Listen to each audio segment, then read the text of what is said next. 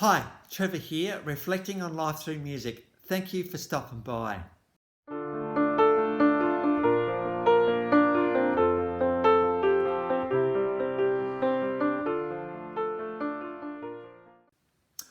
Well, I trust you enjoyed my last video from 80s, 90s band Fischer Z and through their song So Long.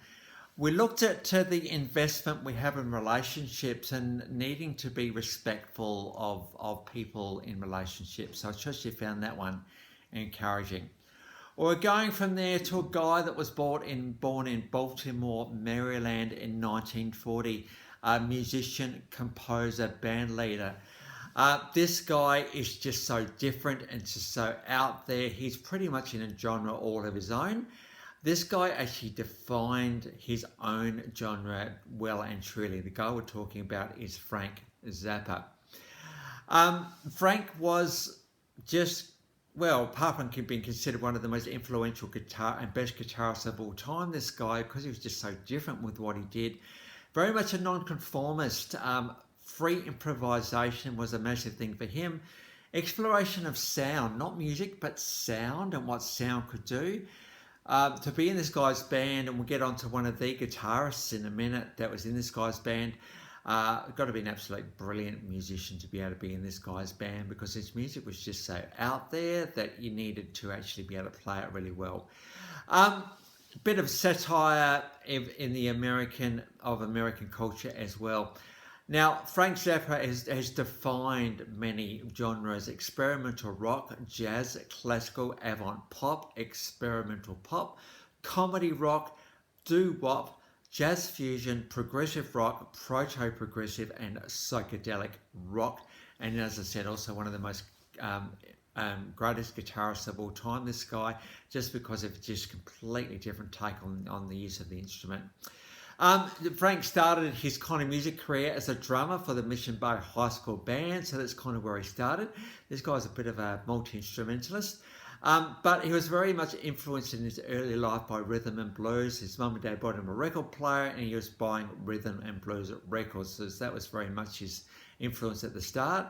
He then got into songwriting through Studio Z. It was around the 1960s and sort of in Liverpool, we know what happened there. The Beatles were doing their thing. But while I was in the US, we had people like Elvis Presley and a few other people doing their thing. And the Beach Boys in the mid-1960s in particular. Well, it was a chance to sort of have a new take on music and to see what music could actually do. And Frank Zappa was well and truly capitalised on that fact. The mothers of invention, well, exactly as the name suggests, mothers of invention. So you never really knew what you were going to do, what you're going to get when you got to a Frank Zappa concert. You just went to the flow. This is the thing about art that doesn't make sense, and this is very much the case with Frank Zappa. It doesn't matter whether it makes sense or not.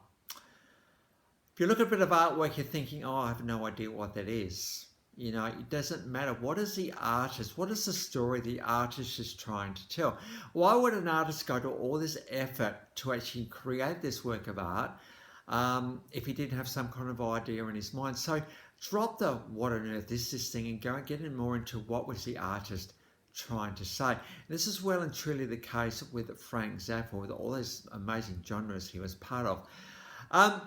After Mothers of Inventions, around the 1970s, it really started to explore a little bit more with orchestral sounds and having that full orchestral backing behind him, because to be as complex as Frank Zappa, who was a composer, more for and foremost a composer, you needed a big orchestra to be able to get your vision onto stage.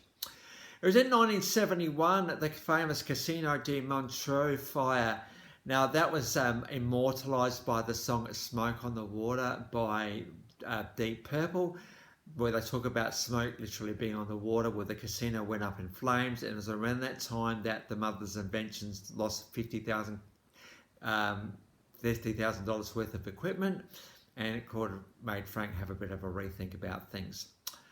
After that time, he sort of did a few incantations and a few different versions of himself, always recreating himself, always recording, and we'll get onto his prolific recording career in a minute, always working out and pushing music to the absolute degree that he could, and always creating new and innovative ways for his audiences. You didn't go along for a Frank Zappa concert. It wasn't really a Frank Zappa experience. It was a Frank Zappa overwhelm. What on earth is this thing? It doesn't matter because Frank's on stage.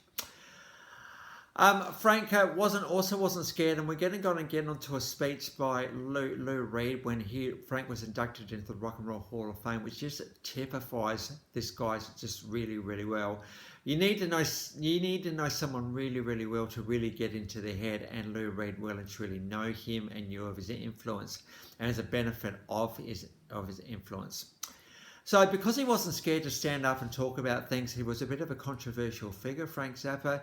Of course, if you are pushing the realms of music, you do have certain ways about it, and certain ways you want things to be, and that goes to the business of music and the corruption of music and all the rest of it. Frank spoke out about all of these things, and because of that, he did get a few enemies along the way. Frank was nominated 10 times for a Grammy Award and actually won 2. He also received a Lifetime Achievement Award. And now between 1966 and 1993, when Frank Zappa died at the age of 52, it was prostate cancer that did him in, unfortunately. 62 studio albums. Let's have a think about that for a minute. That's prolific right there. 1966 to 1993, that's not even 30 years. When I think about orchestral composers such as Mozart, who composed 600 pieces of music, he died at the age of 35. Bach, over 1,000.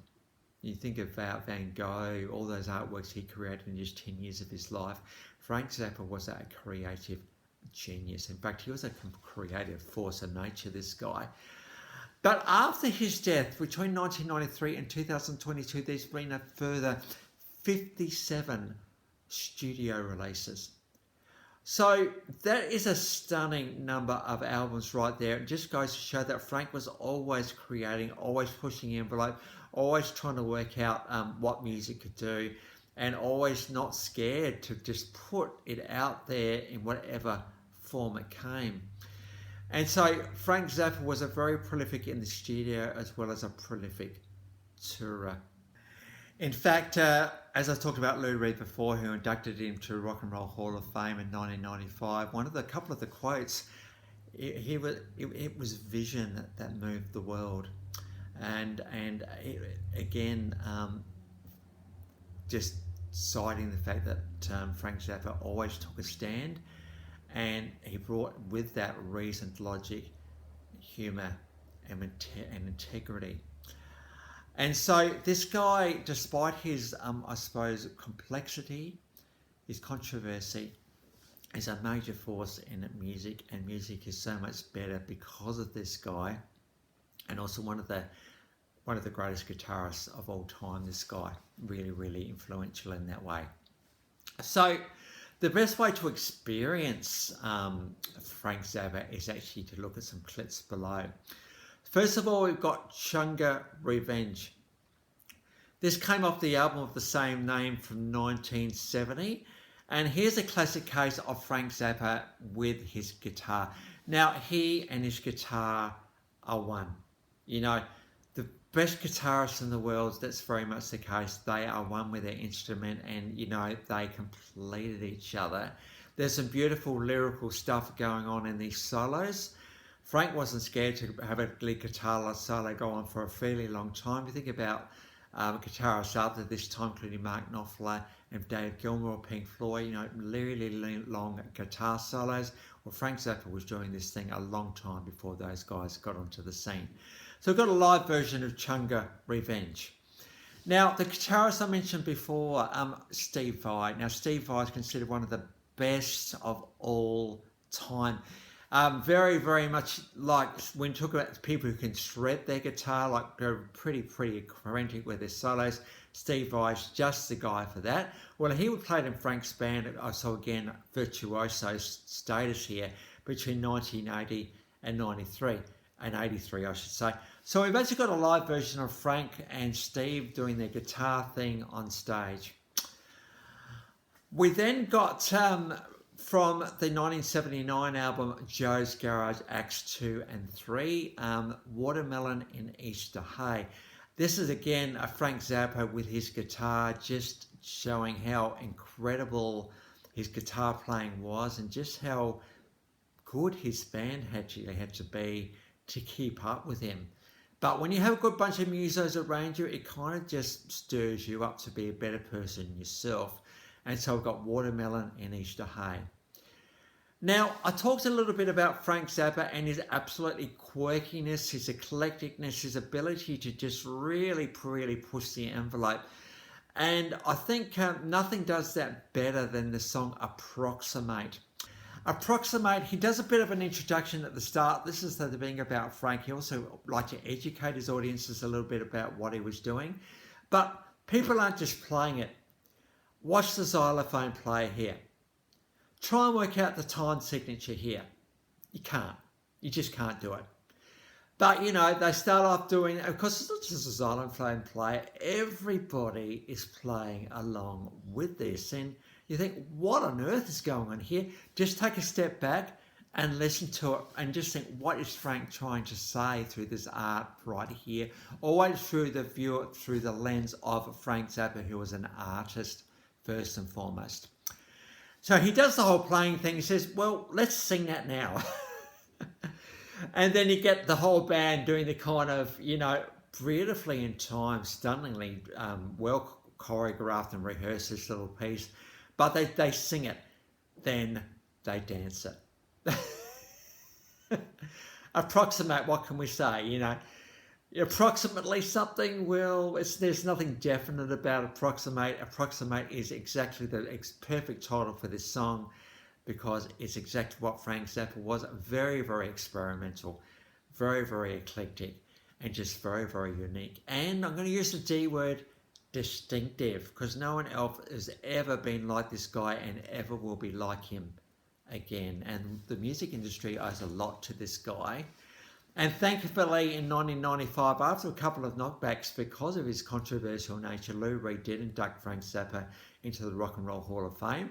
And I thought I'd put that down there. It's about 4 minutes long. I thought it'd be nice to actually hear one of Frank Zappa's compatriots actually induct him into the Rock and Roll Hall of Fame. Of course, 1995 was after his death in 1993.